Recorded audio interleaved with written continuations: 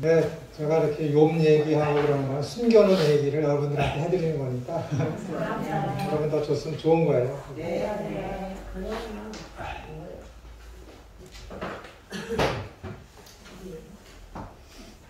하나님의 그 영적인 눈과 귀가 열려 있는 사람들은 말씀이 늘 따라다니게 되어 있습니다. 자기의 의지와 상관없이 따라다니게 되어 있습니다.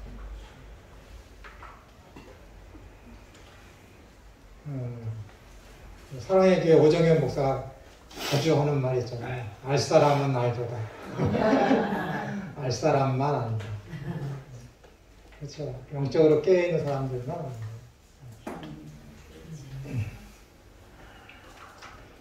자, 계속하게 하겠습니다. 여러분의 삶, 여러분들이 있는 어느 곳이나 특히 교회에서는 여러분들께서 거룩한 공동체에 속한 사람이라는 것을 드러내야 합니다. 특히 교회에서. 세상과 다른 것. 하나님의 통치가 임한다는 것을. 그것이고 하나님의 나라를 교회 가운데 구현하는 것이죠. 맛을 보게 하는 거예요.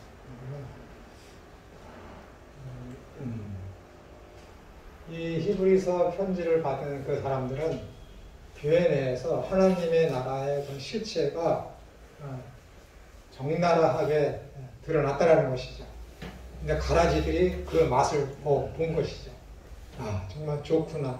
근데 시간이 흐름에 따라서 제가 여러분에게 하나님 나라와 믿음에 대해서 점점점 얕은 곳에서 깊은 곳으로 깊이 있게 얘기할 때, 말씀드릴 때 처음에는 그런 거였구나 하는데 지금 2년이 지나고 나서부터는 과격한 변화라느니 적극적인 참여라느니 늦지 않았으니까 발을 빼라느니 아주 그냥 심각하게 그거 못하면은 가짜다. 너 자신을 돌이켜보고 생각해봐라.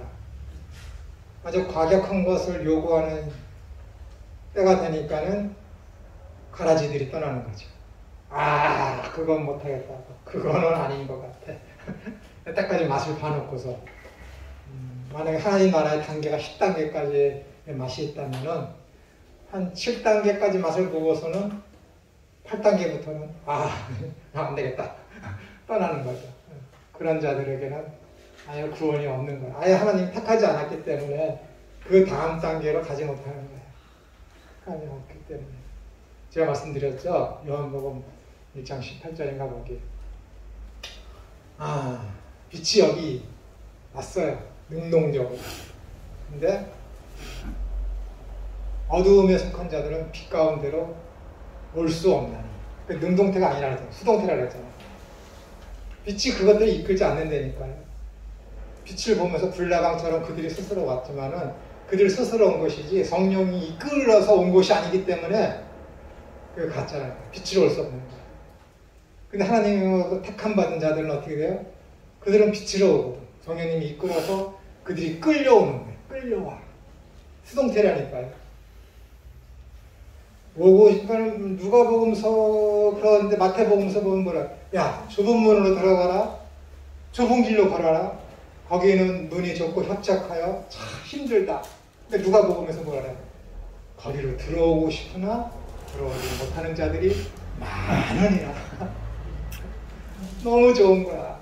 교회의 가르침이 너무 좋은 거야. 들어갔어. 근데 어떻게 돼? 협착하고 힘이 들어. 점점점 더. 믿는 자들은 어떻게 되는 거야? 점점점 쉬워지거든. 안 믿는 자들은 어떻게 되는 거야? 좋아 보여서 교회 들어왔는데 이게 요구하는 게 점점 크거든. 강도가 점점 세거든. 그러니까 어떻게 되는 거야? 힘드니까 저 길이 좋은데 안 가는 거지. 못 가는 거지. 지 스스로 왔기 때문에. 누구처럼 슈바이처처럼. 그러니까 예수님은 실패자다. 그따위 얘기하는 거지. 예수님이 이루지 못한 그 선 내가 더 많이 이루고야 말겠다. 라고 하면서 어디로 가요? 아프리카로 가는 거지. 아프리카로. 내가 이만큼 착한 일만 했다라는 것이지. 그 사람이 준 것도 있어요. 철저 종말로 하나님의 나라가 이 땅 가운데 이미 임했다. 성경에 그렇게 써 있는데 왜 학자들은 그 시대까지 그걸 발견하지 못했을까? 하늘을 믿지 않고 예수님을 실패자라고 한 그 슈하이저를 통해서 그것이 철저 종말론이 세상에 드러나는 것이지. 쓰고 버리는 거예요. 걔는 믿는 줄 알았죠. 그러니까는 신학교에 들어가는 거죠. 그래서 논문을 그따위로 써내니까 신학교에서 파면한 거지. 너는 복음 증거하지 마. 그래? 난 그럼 다른 방법으로 선한 일을 할게. 그 사람이 얼마나 대단한 사람인데 신학박사 학위증 있었지, 과학적인 그런 학위도 있었지, 당대의 파이프 오르간을 가장 잘 치는 사람이었지, 예술가였지. 그리고 또 의술을 가진 의사였지. 겉으로 드러난 전문적인 자격증만 5개예요. 그렇게 뛰어난 사람. 뛰어나면 뭐해? 지 지식으로 믿음 없이 성경을 해석하니까 예수님을 가지고 실패자다라고 얘기하는 것이지. 예수님이 그랬대잖아요. 이 공생의 기간에 복음을 증거하면 하나님의 나라가 임할 줄 알았는데 임하지 않거든. 선포했어요. 예수님. 야, 성령을 힘입어 내가 귀신을 쫓아내고 병을 고치는 것이면 하나님 나라가 이미 너희 가운데 임했다. 근데 자기가 봤는데도 여전히 세상이 똑같더라는 거야. 예수님이 봤을 때. 하나님 나라가 임하지 않네. 그럼 내가 하나님 나라를 임하도록 하고야 말겠다 해서 예수님이 스스로 십자가를 지고 죽었다라는 거야. 슈바이처가 논문을 그렇게 썼다라니까요. 그러니까 교회에서 너는 목사 안수를 받았지만 너는 저기 선교하지 마라. 그 조건으로다가 아프리카로 파송한 거야. 여기로다가 의사로, 선교사로 파송한 거 아니라 의사로다가. 아무리 뛰어나면 뭐예요? 믿음이 없이 자기의 지식으로만 성경을 보는데 무서운 겁니다. 마찬가지예요. 교회에 많은 사람이 있죠. 들어가고 싶어. 들어왔어. 근데 점점점 차원이 높아지고 점점점 도덕적으로 요구하는 것도 많고 점점점 거룩이 무엇인지를 점점점 많이 알아가. 근데 교회 세상에서 누리지 못했던 걸 교회에서 누렸거든. 어떻게? 세상에서 이름을 안 알리고 교회에서 이름을 알렸거든. 세상 대신에 교회 안에서, 세상 대신에 교회 안에서 명예를 쌓았거든. 세상 대신에 교회 안에서 남들에게서 높이 추앙을 받았거든. 칭찬을 받았거든. 장소만 바뀌었을 뿐이야. 똑같아. 세상에서 안 믿는 자들이 추구하는 것을 교회 안에서 추구한다니까. 그러니까 어떻게 되는 거야? 이거 아니라구나. 왜 자꾸 자기 부인하고 자기 십자가를 치라고 그러지? 그 의미를 알아. 포기 못하지. 내 이름이 알려져야 되는데, 내 명예가 높아져야 되는데, 내 가진 것이 점점 많아져야 되는데, 근데 그걸 포기해야 되니까 어떻게 되는 거야? 안 되는 거지. 교회 밖으로 나가는 것이지. 그 이야기 하는 거야, 지금. 맛을 보고 떠났다는 거야. 그런 사람이 그때만 있습니까? 이 시기에도 허다합니다. 허다해. 강남의 시 무슨 교회 권사. 자기가 대한민국의 1% 부자였는데 사업에 실패했어요. 그래서 이래서는 안 되겠다고 싶어갖고 내가 돌이키다. 새벽기도 열심히 나갔어. 일도 열심히 했어. 다시 대한민국의 1%의 부자가 됐어. 간증하러 다니잖아. 하나님 잘 믿으면, 자기처럼 잘 믿으면 자기처럼 된다. 그게 뭐야? 그게 믿는 거야? 하나님이 입어서 부자 되려고 하는 게 하나님 믿는 겁니까? 우상 섬기는 것이지. 십계명 제일 중요. 나를 다른 신이 되게 하지 마. 다른 신이 되게 했지. 다른 신이 되게 했지. 그 사람이 전하는 파급 효과가 얼마나 큰데. 이름만 되면 하는 그 시교회, 합동주, 교회의 얼마나 아름답게 지금 강남에. 한 번 그 앞에 지나갔다가 숨이 턱 막히는 줄 알았어. 턱 막히는 줄 알았어. 처음에 와, 교회 정말 잘 지었다. 잘 지은 게 아니지. 크고 웅장하게 멋지게 지어놨지. 그런 거 아닙니다. 그런 거 아닙니다. 믿음은 그렇게 땅에 풀립니다. 땅에는 동독이 심하고 도덕질도 있어요. 한상성이 있잖아요. 그러나 하나님의 나라는 복록도 없고 도덕질도 없어. 상한 거 아무것도 없어요. 보는 보물을 하늘에 쌓으라고 그러는데.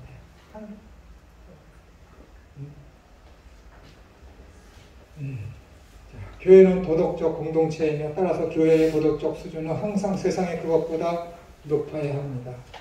또한 교회의 성결성은 세계를 성화시키고 죄와 흑암의 세력과 성공적으로 싸워 이기는 유용하고 설득력 있는 도구가 되는데 필수적인 뭐가요? 거룩성이, 성결성이. 교회 나오면은 그렇게 되는 거예요. 다시 한번 강조하지만 우리가 명심해야 할 것은 우리가 세상보다 높은 차원의 도덕적 삶을 살기 때문에 우리가 거룩한 것이 아니라 머리 대신 우리 주님이 거룩하시고 우리가 그에게 붙어있는 지체이기 때문에 우리가 거룩한 거예요. 그 하나님께 속해 있기 때문에. 우리는 거룩하기 때문에 거룩한 삶을 살 수밖에 없는 존재이지 거룩하여 지기 위하여 거룩한 삶을 사는 것이 아닙니다. 교회와 성도는 이것이 바뀌면은 바리새인이에요.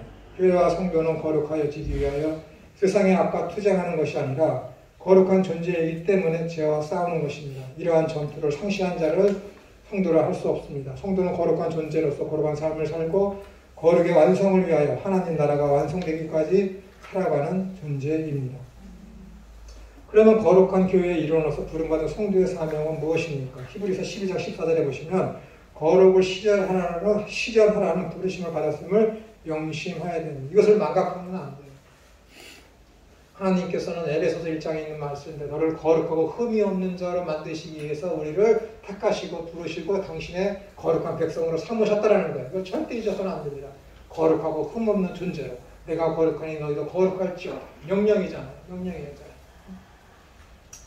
그 다음에 제약된 행위로부터 떠나야 합니다.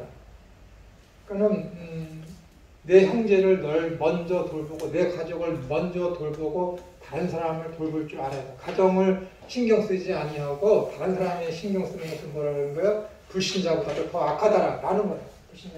왜 그걸 더 악하다라? 가족을 돌보지 않냐고 다른 사람을 돌보는데 왜 그걸 더 악하다라는 거예요? 내 가족을 내가 돌보면은 이름이 세상에 드러납니까? 안 드러나. 근데 다 같은 돈 갖고 내 가족을 희생을 하면서 다른 사람을 돕고 하면 어떻게 돼요? 야, 저 사람 대단하다. 이름이 드러나는 것이지. 그러는 거야. 그래. 안 되는 거예요. 그러니까 내가 내 형제, 내 가족, 내 친족을 먼저 돌보고 살피면서 이웃을 살피고 돌보고 하는 그런 것들을 그렇게 삶을 살아가야 되는 것입니다. 말세 때에는 이런 징조들이 일어나는 거예요. 가족을 떠나서 어떻게 되는 거예요? 교회 공동체가 가는 거예요. 정말 거기 가서 헌금하고 가족께서 모든 것을 다 포기하고 하는 겁니다. 그런 겁니다. 데살로니가는 종말에 있는 그 종말론에 심취해 있는 그 교회에 대해서 잘못된 것을 고치기 위해서 쓰여진 것이잖아요. 그 다음에 로마서 12장에는 이 세대를 본받지 말고 새롭게 변화를 받아 하나님의 뜻을 분별해야 합니다. 일간 책을 보고 또 유튜브나 그 인터넷에 보면은 하나님의 뜻을 알 수 있는 방법, 분별하는 방법 여러 가지들이 많이 있거든요. 제목만 보고 그 내용은 보진 않았지만 성경에 다 있습니다. 성경에 다 있거든요. 그 사람들은 희한한 신비적인 방법으로 얘기하는 것 같아요. 성경에 다 있어요. 하나님의 뜻은 뭐 우리가 거룩해지기를 원하는 거야. 먼저 그의 나라와 그의 의를 구하는 것이 하나님의 뜻입니다. 남을 나보다 낮게 여기는 것이 하나님의 뜻입니다. 서로의 짐을 지는 것이 하나님의 뜻입니다. 다 있어요. 뭘 몰라? 어떻게? 하나님의 뜻을. 뭘 성경을 안 읽으니까 모르는 거예요. 순종을 안 하니까는 체득이 안 됐으니까는 어제 듣고도 오늘 까먹는 거예요. 해야지. 몸이 움직여서 해야지 그것이 체득이 돼서 그것이 내 것이 되지 그거 안 하고서는 잊어버립니다. 그러면 제가 오늘 2시간, 3시간 말씀을 드렸어도 6시간 쓰면 70%를 까먹어요. 그런 거예요. 당연한 거예요. 그런 망각을 주신 게 감사하지. 그래 내가 다음에 또 얘기하지. 핑계를 대서 그거 저번 주에 했는데 그래도 또 들으라고 하니까 그것에 힘입어서 내가 말씀을 드리는 것이지. 그 다음에 네 번째, 그리스도의 충만하신 성숙한 분량에까지 이르는 것을 목표로 해야 하는 것입니다. 그리스도의 장성한 분량, 충만한 분량, 거기에까지 우리가 이르러야 되는 거예요. 그럼 그리스도께서의 그런 장성한 그 분량이 무엇이라고 그랬어요? 아까 히브리서를 통해서 고난이거든요. 고난을 통해서 순종을 배웠고, 그거예요. 고난이 없이 인내를 배울 수 없고, 고난 없이 여러분 순종이 있을 수 없고, 고난 없이 여러분들이 사랑을 실천할 수가 없습니다. 이 고난은 그리스도 교리의 그리스도인의 어떤 거룩하고 흠없는 삶을 살아가는 그 루트에 있어서 빠질 수가 없는 것이 이 고난입니다. 항상 이 고난은 수반되어야 돼요. 이 고난이 뭐 병들고 뭐 그런 것을 이야기하는 것이 아니라 내가 내 스스로 내 힘으로 만들어 놓은 이것을 양보하고 거저주는 그러한 것들 얼마나 힘듭니까? 힘들어요. 그걸 내놓아야죠. 그것이 초대교회의 모습이 통해서 우리가 얼마나 확실히 우리가 파악하고 있지 않습니까? 근데 그게 지금 안 되고 있는 것이잖아요. 안 되고 있는 것입니다. 그 다음에 교회에게 주신 은혜의 수단들, 말씀, 성례, 기도를 바르게 부지런히 활용을 해야 됩니다. 말씀을 부지런히 읽고 더욱 성례, 내가 그리스도의 신비한 연합이 된 그것을 내가 매일같이 묵상하고 그 다음에 이 땅을 살아가는 데 있어서 시험에 들지 아니하도록 하나님의 거룩을 드러낼 수 있도록 힘을 달라고 하나님의 뜻을 아는 것에 대해서 순종할 수 있도록 다짐하는 그러한 기도를 늘 해야죠. 그거 얘기하는 거예요. 말씀에 합당하지 않은 것들은 아낌없이 벗어버리고 순수하고 거룩한 신앙을 유지해야 합니다. 그 다음에 교회 안팎의 진리에 도전하는 모든 불의와 불경건한 세력에 대응하며 승리해야 합니다. 요즘에 얼마나 이단들이 많이 있습니까? 특별히 정통 기독교 내에서도 요즘에 이제 말세에 있어서가 종말론적인 세대주의에 속한 그런 종말론, 그 다음에 잘못된 그런 종말관을 가지고 종말론을 강의하는 사람이 얼마나 많이 있습니까, 여러분? 얼마 전에도 종말론에 대해서 해갖고 어떤 교단에서 그 목사님을 징계하기로 하는 그런 사건들도 신문에도 나오고 하는 것을 봤는데, 이 종말론에 대한 이런 잘못된 가르침에 대해서는 예수님 이후 30년 경부터 계속해서 지금까지 2000년 동안 쉬지 않고 발생하는 사건이 이 종말론 사건인데, 왜냐면은 내가 올라가면은 너희들이 죽기 전에 인자가 올 것을 볼 자들도 있느니라. 그래서 예수님의 어떤 다시 재림하신 굉장히 임박한 것으로다가 사람들이 알고 있었거든요. 그러나 그것은 영적인 흐름과 구속사적인 면에서 그 일이 어떻게 이루어지는지에 대한 진의에 대해서 잘 모르고 있기 때문에 곧 예수님께서 이 세대 안에 임할 것이다 라고 초대교회 때 사람들이 생각했던 것이죠. 했던 것이. 그건 요한을 두고 한 말이거든요. 요한. 예수님께서 요한계시록 쓸 때 예수님께서 거기에 재림의 주로 요한에게 나타나지 않습니까? 그것을 두고 하신 말씀인데, 실제적인 그 사건으로다가 이 세대에 지금 제자들이 12명의 제자들이 있는데 그들이 볼 자들이 있느냐 했을 때 실제로 재림하는 것으로 그들이 보았다라는 것이죠. 그게 아닌데. 거기에 비롯돼서 뭐 지금은 박대선이로부터 내가 참감람나무다 라고 얘기하고, 내가 하나님의 부인이다. 왜 그런 얘기를 해요? 하나님이 결혼했다는 거잖아요. 왜? 예수님 하나님의 아들이니까 아무리 하나님이라도 아들을 낳으려면 부인이 있어야 되는데 그 부인 어디 있느냐? 내가 부인이다라는 거야. 한국에 있잖아요. 한국에. 내가 하나님의 부인이라고. 거기에 빠져갖고 대학 교수도 거기 혼란 빠져서 이분이 진짜 하나님의 부인이라고 얘기하고 재산 다 갖다 바쳐. 아 진짜 욕을 해야 되는데 어떻게 그런 거에 넘어가는지 모르겠습니다. 자, 성도는 거룩하며 성도의 공동체인 교회 역시 거룩합니다. 그러니까 여러분에게 거룩을 유지하기 위해서 말씀을 묵상하고 기도해야 되고, 내가 그리스도와 하나 된 신비적 연합에 있는 성령을 마시고 성령이 내 안에 계시다는 그런 존재를 알면서 성령의 소익을 쫓아 행하게 되면은 어떻게 되겠습니까? 이 불경건하고 잘못된 이단들의 그런 것들에 내가 넘어갈 수가 없는 것이죠. 거기에는 발도 들여놔서는 안 되고 인사도 할 필요가 없습니다. 인사. 요한 사도가 요한 3서가 거기에서 그러잖아요. 누가 적그리스도냐? 예수님이 이 땅에 오신 것을 부인하는 것이 적그리스도니라 하면서 그런 자들에게는 어떻게 해요? 인사도 하지 말라. 인사. 김천호가 야, 저 사람 인사도 하지 마 라고 얘기하는 거랑 사랑의 사도라는 닉네임이 타이틀이 그때 사도 요한이 야, 저 사람한테 인사도 하지 마. 어떤 게 더 무게가 있습니까? 매일같이 다투고 신경질 내고 성격이 그냥 아침 저녁 다른 사람이 야, 너 저랑 인사하지 마. 그 말이 맞게 들어가겠습니까? 근데 그냥 사랑의 사도라는 사람이 넌 쟤랑 인사도 하지 마. 얼마나 심각한 겁니까? 얼마나 적그리스도 예수님이 오신 것을 부인하는 그런 자들 인사도 하지 말라니까. 그런 것입니다.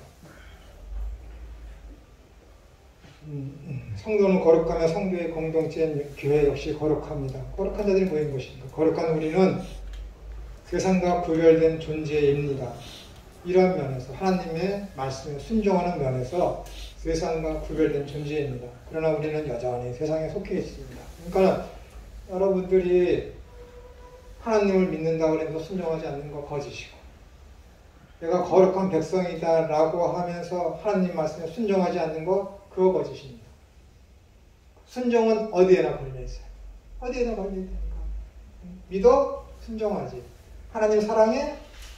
순종하지. 거룩해야 돼? 순종해야지. 왜? 하나님의 말씀은 거룩하니라.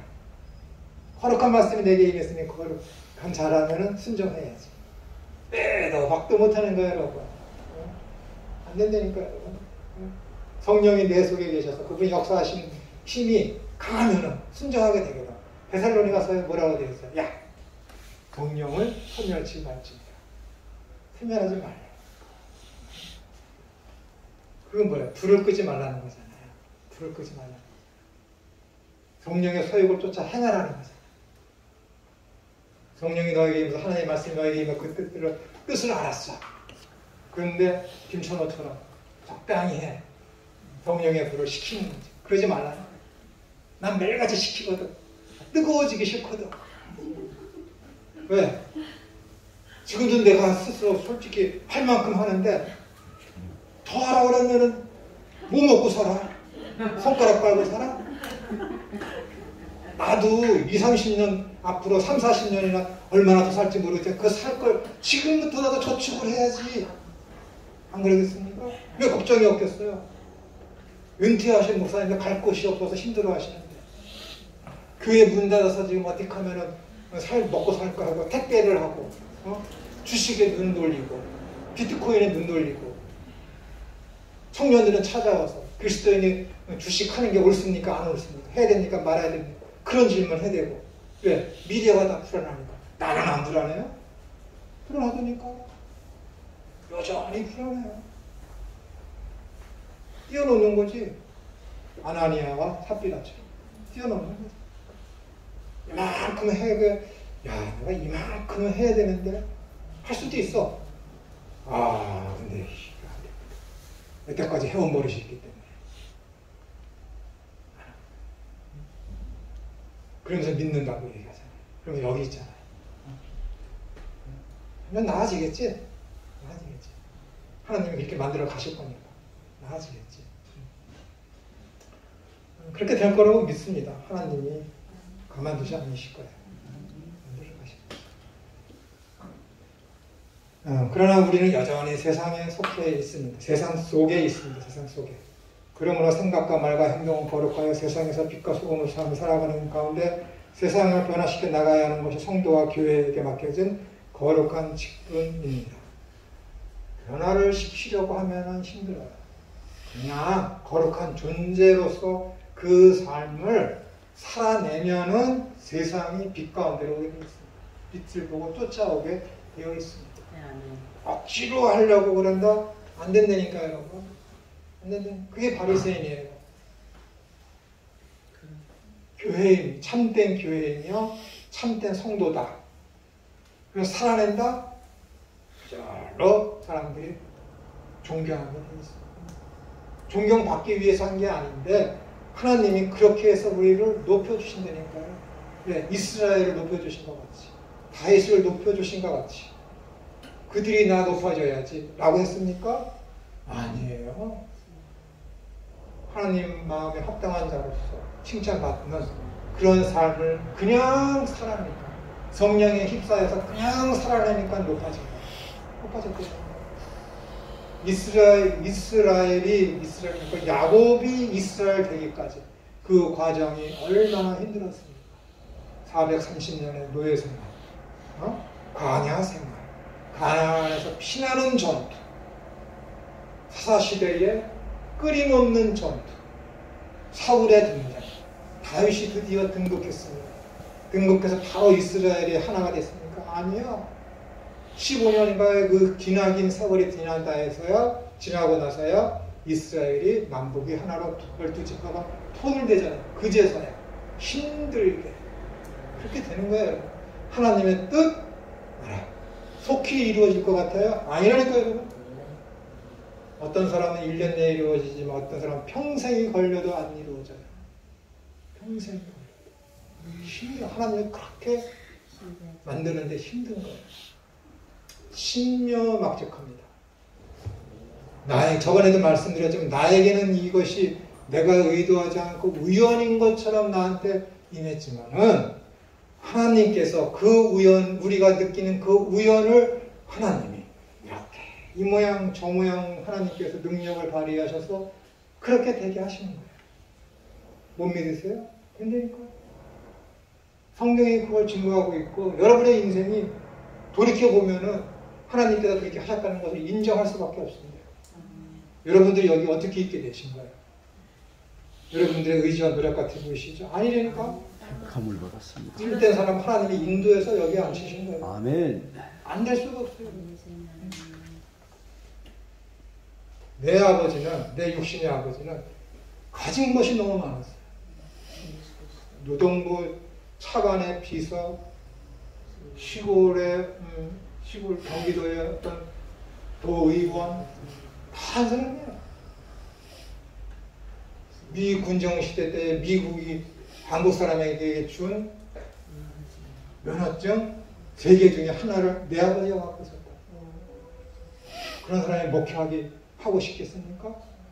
내 아버지가 하는 수요일에 예배하면서 강구 시간에 배워요.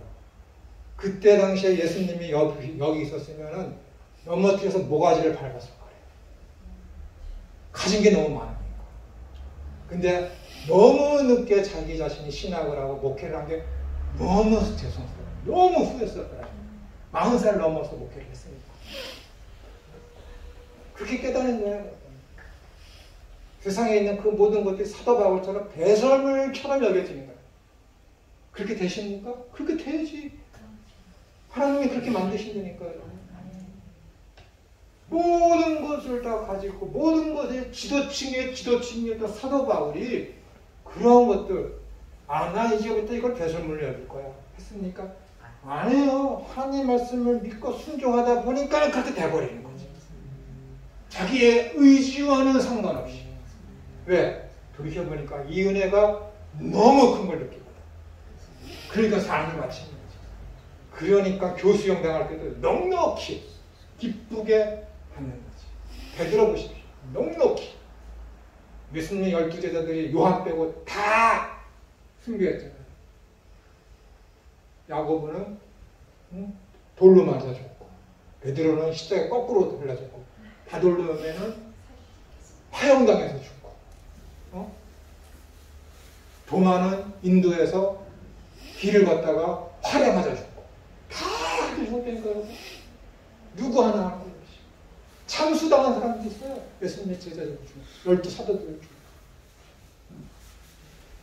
그들이 하나님 원망이 있을까요? 아니요.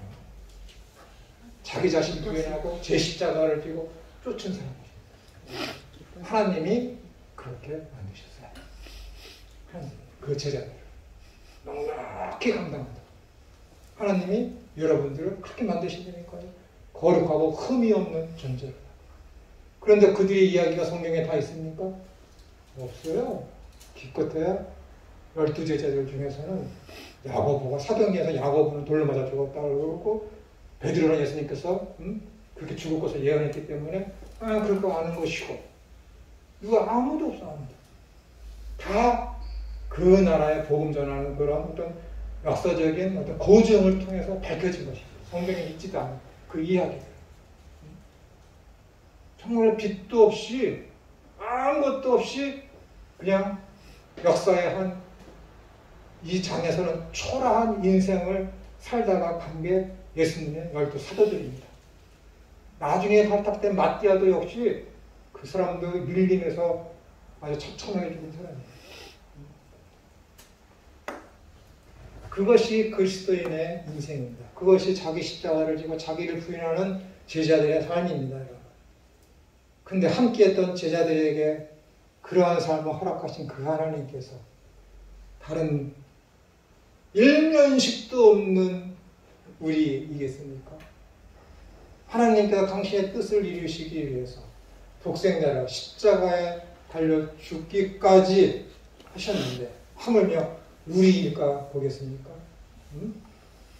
뭐가 잘났다고 하나님 나 병 걸린 거 고쳐주세요. 왜 안 고쳐주십니까? 빨리 좀 고쳐주세요. 아들까지 내어주신 그분이 그 사랑이 크기 때문에 그 사랑에 호소해서 하나님은 땡깡 쓰면 되겠습니까? 아니지. 감당할 만하니까 그런 병에 걸렸다라고 낫기를 위해서 기도하지만 원망을 하면 안 되지. 은혜를 안다면. 은혜를 안다면. 믿는 것 같은 사람 상담 열심히 합니다. 하나님 나라가 가까이 맺습니다. 소망하면서 살아주십시오. 아멘 아멘 하지. 나 새벽 한구통에 가서 혼자 울고 있는 거야. 그 사람이 실체라니까. 그거 어떻게 할까? 이 죽음을, 이 병을 하나님이 준 것으로 오해를 한다니까. 아니거든. 죄 때문에 들어온 건데 왜 하나님 탓을 해요? 자기가 초등학교 때 담배를 핀 것 때문에 병 걸린 거거든. 왜 자기는 20년 전에 담배를 끊었는데 왜 내가 폐암에 걸렸냐는 거야. 그 전에 30년 이상을 담배 핀 거는 숨기면서. 흔적이 다 남아있어요. 안 되지. 어떻게든지 인간은 못돼갖고 하나님을 원망할 구실을 찾는다니까. 자기는 끝까지 잘못했다고 그걸 숨기려고. 그러나 그게 안 드러나? 얘기하다 보면 친구들이 병원을 하고 하는데 다들 얘는 초등학교 때부터 담배 피는 아이야. 안 드러날 것 같아. 부끄러운 줄 알아야지. 그렇다고 내가 거기 가서 너 죽어서 싸다고 그런 얘기 할 사람은 아닙니다.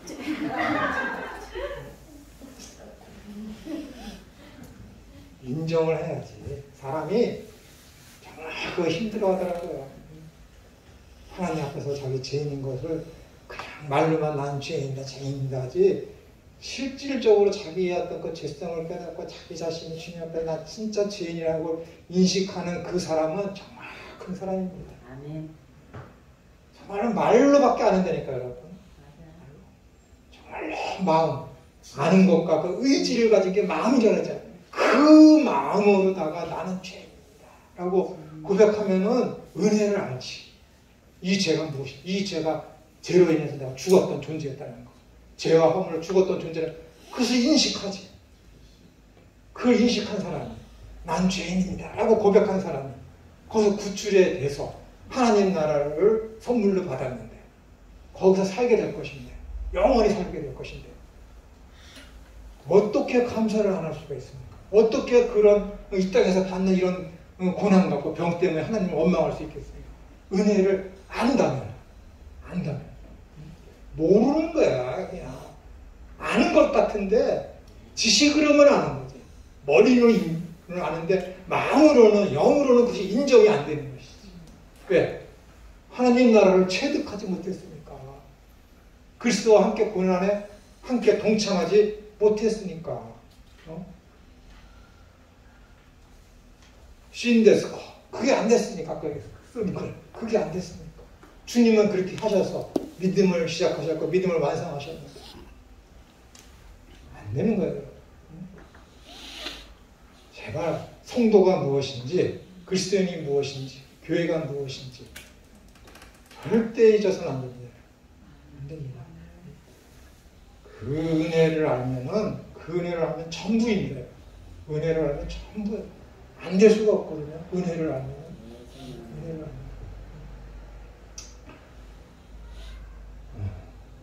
알면. 교회의 보편성. 원래는 오늘 이거 32쪽까지 다 하려고 했는데 차에서 오고 있는, 차 타고 오는데 갑자기 엽기 생각이 나갖고.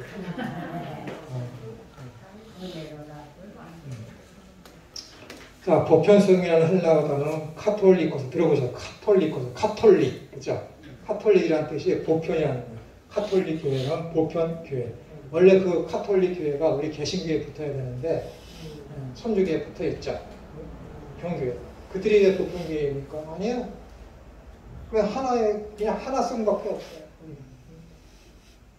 완전히 계급처럼 되어 있잖아요. 교황, 또 뭐 있죠? 추기경, 착착착착. 완전히 교황은 사도 베드로의 직계 후손이라 그래갖고 그 사도성을 인정받으려고 하는 게 교황이잖아요. 얼마나 배은망덕한 것입니까? 성경에 대한 해석도 잘못하고 있고 사도성을 잃어버리고 보편성도 없고 그냥 겉으로 드러난 단일성, 통일성 그런 것만 있고 겉으로 드러난 거룩성만 있죠. 옷을다가 거룩하게 치장을 입고 옛날 요한 바오로 2세인가 그 사람은 교황이 하나님의 사제가 고개를 숙일 수 없다고 그래갖고 벤츠 회사에서 엄청난 높은 차를 만들었잖아요. 서서 탈 수 있도록. 그리고 손잡이도 뭐로 했어요? 황금으로 만들었잖아요. 손을 잡고 가는데 그냥 아무거나 잡으면 안 되니까는 하나님의 사도가 황금을 잡아야 된다. 황금으로 거기 만들어서 타게 만들었죠. 그게 무슨 거룩성이에요? 거룩이 그럼 황금으로 도색되면은 그게 거룩이 됩니까? 흰 가운에 황금 라운지를 풀면은 그것이 거룩이 되는 것입니까? 아니거든요. 그러니까 그렇게 하잖아요. 요즘에 이제 개신교가 많이 그런 것을 이제 버리고 있지 않습니까? 목사님 가운도 벗어버리고 여러 가지 그런 것들 앞에 십자가도 점점점 없애버리고 겉으로 드러나는 것으로다가 표현하는 것은 옳지 않습니다. 삶과 행동을 통해서 보여줘야죠. 이 카톨리코스라는 것이 보편성이라는 헬라어 단어입니다. 이것을 천주교가 그대로 다시 갖다 써서 카톨릭이라고 붙였죠. 신약 성경에서 교회와 관련해서는 사용되지 않습니다. 대신에 다른 문헌에서는 특별하거나 지역화된 관과는 대조되는 보편적인 것을 의미할 때 사용이 됩니다. 그래서 교회에서 이 단어는 인종과 민족과 지역과 언어와 문화와 성별과 연령과 모든 사회 집단을 포함하는 의미로 사용합니다. 다른 말로 하면 평등을 이야기하는 거야. 평등. 보세요. 교회가 통일성, 교회는 하나이다. 단일성, 이것을 얘기하면 당연히 어떻게 되는 거예요? 남녀노소 그런 것 차이 없이 계급의 주인과 종 그런 계급의 차이가 없는 거잖아요. 하나됨이라는 것 자체가. 지체가 있는데 손가락이 발가락대로 발가락이 뭐 손가락대로 뭐라 할 수 없다 라고 얘기하잖아요. 고린도전서 11장하고 12장에서. 그렇죠? 그것처럼 교회가 단일성을 가지고 있다면 이 보편성은 당연히 따라오게 되는 것입니다. 그 이야기를 하는 거예요. 그래서 교회에서 이 단어는 인종과 민족과 지역과 언어와 문화와 성별과 연령과 모든 사회 집단을 포함하는 의미로 다 평등하다는 것입니다. 그래서 사도신경에서 공회 또는 공교회 또는 보편적인 교회로 쓰이는 카톨릭이라는 말은 어떤 것도 제외하지 않는 전체와 평등을 의미합니다. 그러니까 이 복음은 어떻게 되는 거예요? 어디에나 증거되어져야 되고 모든 사람에게 구원의 문이 열려 있어야 돼요. 그러나 구약에는 어떻게 돼요? 그렇지 않다고 그랬죠. 오직 이스라엘만 율법을 지키고 할례를 받고 유대교로 개종한 사람에게만 하나님의 자녀가 되는 그런 권세, 하나님 나라 들어 이스라엘로 쳤다라는 것이죠. 이방인은 안 되니까. 그러니까 신약에 와서는 어떻게 되는 거예요? 그런 모든 것을 다 타파하고 남녀노소 할 것 없이 종이나 자유자나 가진 자나 없는 자나 유대인이나 이방인이나 할 것 없이 다 예수님만 믿으면은 다 성도가 된다라고 구원받는다라고 사도 바울이 이야기하고 있는 것입니다. 그것을 가지고 보편성이라는 것이죠. 그래서 또 말씀드리지만 교회에서는 평신도라는 이런 단어가 적합하지 않습니다. 이런 단어는 18세기, 19세기 초까지 천주교에서 사용하던 단어예요. 이 평신도라는 단어가 사자가 있고 그 아래 평신도가 있고, 그런데 이것에 대해서 불만을 품고 있으니까 사람들이 그것을 이제 없애버린 것이죠. 형식적으로. 그러나 실제적으로 지금 어떻게 거기는 완전히 계급주의, 계급 사회처럼 딱 계단식으로 짜여져 있는 것이 천주교입니다. 근데 그것이 지금도 우리 개신교회는 그렇잖아요. 그렇죠? 왕 같은 제사장이에요. 그것을 꼭 모든 보편공원과 보편제사장설인데, 많은 제사장설인데 그것이 꼭 목사님에게만 주어지고 목사님에게 있는 특권처럼 알고 있는 사람들이 있고 그렇게 설교하는 목사님도 있습니다. 특히 신천지가 그렇게 하잖아요. 신천지가. 그렇기 때문에 교회에서 있는 이런 평신도라는 단어도 교회 내에서 사라져야 할 것이고, 교회 내에서는 어떻게 이제 어떤 건의의식으로다가 장로에는 7위 장로가 있고 강대 장로가 있는데, 강대 장로는 목사님이고 7위 장로는 장로를 얘기하는 거잖아요. 그렇게 하면서 그 사람들이 뛰어나거나 위에 있거나 해서 그들이 어떤 계급주의적으로 그들이 위에 있는 사람을 여겨서는 안 되는 거예요. 성경은 그렇게 이야기하고 있지 않습니다. 그들은 단지 그냥 하나님으로부터 그들이 가지고 있는 어떤 은사가 치리하는 것에 능력이 있고, 강대 장로는, 목사님은 어떤 하나님의 말씀을 분별하고 가르치는 데 있어서 능력이 있기 때문에 탤런트가 있기 때문에 그 일을 하나님이 맡기신 것이고, 교사는 교사로서, 또 하나 어떻게 되는 거예요? 병 고치는 자는 병 고치는 자로서, 그다음에 봉사하는 자는 봉사하는 자로서, 그렇게 다 각기 있는 위치에서 다 왕같은 제사장으로서 평등한 하나님 안에서 평등한 자리 위치에 있는 것입니다. 있는 것이에요.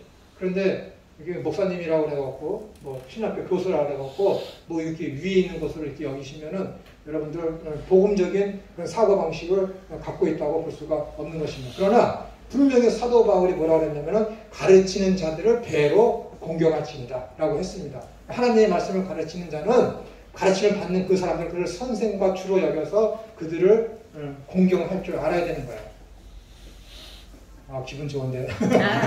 성경이 있잖아요. 그죠? 기억하시죠? 그러는 거예요, 여러분. 그러나 그것이 공경이라고 해서 계급적인 그런 면으로 이해해서는 안 되고, 저분이 내가 몰랐던 진리의 말씀을 깨우쳐줬으니까 감사하다라는 그런 공경을 이제 그런 마음으로 품고 있어야 된다라고 사도 바울이 이야기하고 있는 것이죠.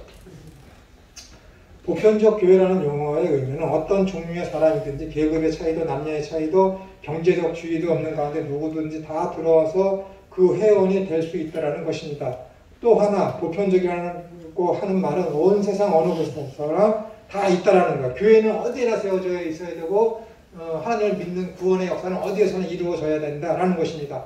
이 보편성을 이루기 위해 언제 어디서나 누구에게든지 복음이 선포되어져야 하고 누구에게나 공평하게 문이 열려져 있어야 하는 것입니다. 이 보편성은 그러므로 너희는 가서 모든 족속으로 제자를 삼아 아버지와 아들과 성령의 이름으로 세례를 주라고 하셨고, 또 이르시되 너희는 온 천하에 다니며 만민에게 복음을 전파하라고 했고, 오직 성령이 너희에게 임하시면 너희가 권능을 받고 예루살렘과 온 유대와 사마리아 땅끝까지 이르러 내 증인이 되리라. 보세요. 너희가 권능을 받고 예루살렘과 온 유대와 사마리아 땅끝까지 이르러 너희들은 내 복음을 증거하라가 아니에요. 그죠? 그렇잖아요. 위에서는 세례를 주라. 그 다음에 마가복음 16장에서는 만민에게 복음을 전파하라 라고 했는데 여기서는 내 증인이 된다. 이걸 뭐야? 직설법이에요. 직설법. 너 하나님 믿어? 너 성령을 받았어? 너 그러면은 반드시 필연적으로 복음을 증거하는 자가 된다라는 거예요. 그러니까 이것이 뭐예요? 예루살렘과 유대와 사마리아 땅끝까지 이르러 너희가 어디를 가든지 너는 믿는 자로서의 본질을 가지고 삶을 살라라는 거예요. 복음을 여기저기 가서 전파하라는 게 아니라, 우리 여태까지 그렇게 알고 있었잖아, 이 본문을. 증인이 된다라고 했죠. 증인이 된다. 제가 저번에도 말씀드렸잖아요. 볼지어다 내가 문 밖에서 두드리려니 누구든지 내 음성을 듣고 나오면 나와 더불어 먹고 마시리라. 그게 성도 개인에게 한 말입니까? 아니라니까요. 요한계시록에는 7교회 중에 한 교회에게 한 말, 교회.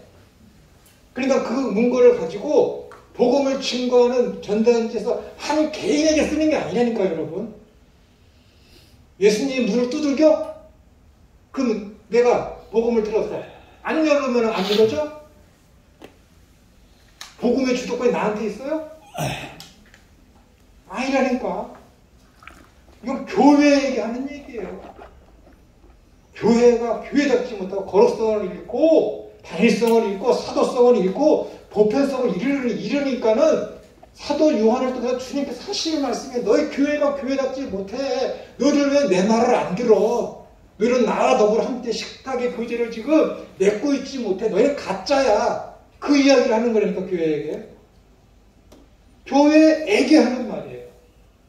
예수님을 믿는다고 하는 자들이 하나님 나라를 향하는 그 방향성을 잃고 세상을 추구하는 세상을 향하는 그 방향성으로 목회를 하고 그걸 따라가니까 하나님께서 노하셔서 하시는 징계의 말씀. 어떻게 교회에 지금 문 밖에 예수님이 그 교회에 안 계신 거잖아요. 문 밖에 있대. 문 밖에. 그게 교회입니까? 얼마나 슬픈 거야. 핏값으로 사신 게 교회라고 그러는데 어떻게 예수님을 쫓아냅니까? 그게 교회입니까? 아니라니까요, 여러분. 우리가 노크를 해야지. 어떻게 주님이 교회 밖에 쫓겨나서 야 나 좀 들여보내줘라고 할 수 있습니까? 교회가 아니니까 교회가 본질을 성질을 잃어버렸으니까 주님께서 교회가 교회다워야 할 것을 그들에게 주지시키기 위해서 강력하게 하신 말씀이 볼지어다 내가 문 밖에 서서 기다린다라고 얘기하는 거예요. 그걸 성도 개인에게 야 볼지어다 문 밖에 나한테 주도권이 있어요. 복음이 잘못 오해하는 것이 어떤 사람이 그림 그렸잖아요. 얼마나 잘 그렸어. 얼마나 감동스러워. 그 사람의 마음이 아니면 교회의 문입니다. 그것을 아셔야 돼요. 그리스도가 없는 교회, 교회 아닙니다. 그리스도가 없는 성도, 성도 아닙니다. 가라집니다. 그러니까는 이 사도행전에 있는 1장 8절의 이 말씀은 그렇게 성령을 받으면은 그리스도의 증인이 안 될 수가 없다는 거예요. 선포하라라는 명령보다 더 강력한 말씀이라니까요. 증인이 안 돼서 그거 성령 받지 못했다라는 선포입니다. 하나님 명령이었어요. 선우야, 동편으로 가라. 아, 싫은데요. 저는 동서쪽으로 가겠습니다. 믿는 자도 그렇게 할 수 있어요. 믿는 자도. 하나님 말씀 어길 수 있다니까요. 어길 수 있지. 믿는데 아직도 나는 육신에 속한 자이기 때문에 성령의 소욕, 사도 바울도 오호라 나는 공고한 자로다 라고 했는데 육신의 소욕과 성령의 소욕이 있는데 속에서는 성령의 소욕을 쫓아서 행하는데 또 다른 마음이 있어서 나는 육신의 소욕을 쫓게 된다라고 고백하고 있는데 사도 바울조차도 할 수 있지. 하나님 명령이 떨어졌는데 할 수 있지. 하나님 혼나겠지. 근데 너 성령 받았어? 너 증인이다. 그거 안 돼? 성령 못 받은 거라니까. 그거 가짜 되니까요, 여러분. 그런 사람들이 어떻게 삶을 살아요? 순종하게 된다는 거예요. 순종하게 된다는 거예요. 얼마나 위대한 말씀인데요. 순종하게 된다는 거예요. 오직 의인은 믿음으로 말미암아 사니라. 하박국 말씀드렸잖아. 자기가 가진 거 하나도 없어요. 가졌던 거 다 잃어버렸어. 앞으로 먹고 살 것도 없어. 포도나무에 열매가 없고 아무런 소출도 없어. 그리할지라도 나는 여호와여 이르노니 기뻐하리라. 오직 의인은 믿음으로 말미암아 살리라. 그 고백이 있어야 돼. 그게 성령 받은 사람이니까요. 얼마나 대단합니까? 구약시대 때부터 계속해서 믿음이 무엇인지 구원이 무엇인지 계속 동일한 방향으로 동일한 목적으로 방향성을 가지고 하나님이 계시의 문을 여신 거예요. 한 번도 육신의 소욕을 이루기 위해서 세상의 명예를 쟁취하기 위해서 하나님이 자기의 이름을 부르라고 한 적이 단 한 군데도 없어요. 믿음이 그러는 것이라고 단 한 군데도 없습니다. 이스라엘의 역사를 보시면 가장 연약한 족속을 책하셔서 왜 연약한 우리를 택했습니까? 그래서 너희가 자랑치 못하게 하려고 연약한 너희를 택했다고 그러잖아요. 그리고 그들한테 광야로 내몰잖아. 광야가 뭐예요? 고난이잖아. 고난. 그게 기독교인의 삶이라니까요. 그거는 아브라함 믿음의 조상이라고 하는 아브라함으로부터 필두를 해갖고 계속해서 이어지는 거예요, 여러분. 믿는 자의 삶은 고난이다. 오죽하면 하나님께서 그 아들까지 바치라고 하겠습니까? 그것보다 더 큰 어려움과 그것보다 더 큰 소망 없음과 그것보다 더 큰 고난이 어디 있겠습니까? 고통이 어디 있겠어요? 아들을 죽이라고 그러는데. 그렇게 고난 가운데로 내몰리고 내모시는 분이 하나님이십니다. 하나님. 여러분 아브라함을 믿음의 조상이라고 알고 있잖아요. 그래도 그럼 당연히 그 사람이 우리의 모형이 돼서 그 사람처럼 살아야지. 안 그렇습니까? 골로새서 4장 4절. 예수 그리스도 하나님의 형상의 본체시다. 하나님의 형상이라 그러잖아요. 하나님의 형상. 근데 그분이 어떻게 돼요? 고난 가운데 사셨잖아요. 태초에 하나님 인간을 만드셨습니다. 누구의 형상대로? 우리의 형상. 하나님의 형상대로. 그 하나님의 형상의 본질이 예수님의 삶이 그랬으니 하나님의 형상에 구원받은 우리들은 어떻게 되는 거예요? 그렇지 않아야 됩니까? 어디다가 둘러대도 이 믿음의 삶이라는 것은, 의인의 삶이라는 것은 고난과 뗄래야 뗄 수가 없게 되니까요, 여러분. 그걸 어떻게 할 거예요, 여러분? 그게 만드는 그것이 인내를 만들고, 그것이 믿음을 성장시키고, 그것이 우리를 거룩하게 만들고, 그것이 우리를 하여금 어떻게 되는 거예요? 완전하게 만드는 길이라니까요, 여러분. 고통이, 고난이. 근데 내가 1%의 어떤 대한민국의 그런 진열에 속해 있다라고 하면서 그것이 믿음이라고 얘기하면 되겠습니까? 거꾸로 가는 거잖아요. 근데 그것이 좋다고 그것을 바라보고 그냥 그것이 믿음의 열매인 줄 알고 그것이 하나님의 복인 줄 알고 거기로 내다니는 게 요즘의 기독교 아닙니까? 그게 무슨 기독교예요? 작교지. 그것이 무슨 하나님의 우상이지. 그러면 안 됩니다. 하나님의 큰 심판이 그들에게 임할 것입니다. 이렇게 이르러 내 증인이 되리라 하십니다. 하는 말씀에 그 뿌리를 두고 있습니다. 후쿠마 교수는 이 본문을 통하여 가톨릭이란 용어에 사용해서 우리는 보편적인 구원의 종말론과 표현과 연관하여 모든 경계를 헐어버리는 것으로 이해하여야 한다고 하였습니다.